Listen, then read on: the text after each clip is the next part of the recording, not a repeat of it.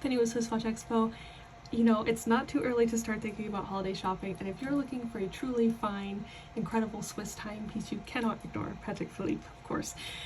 Today I'm showing off the 5719, the Patek Philippe Calatrava. It's one of my favorites. I think it's just such a classic timepiece, and I think that it's definitely something that can work for both men and women in both dressy situations and casual situations.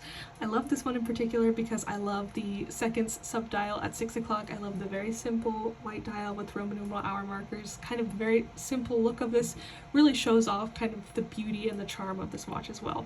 It's very slim as well. It's a manual wide movement, which will definitely add to that. And of course it's on this lovely black leather strap. It's definitely customizable. You can change the strap to really show off your personality, but I think on the black with this rose gold just looks incredible together. So if you're looking for a Patek Philippe Calatrava, we have tons in stock, especially of this model, both yellow, rose, and white gold. Definitely check them all out at SwissWatchExpo.com.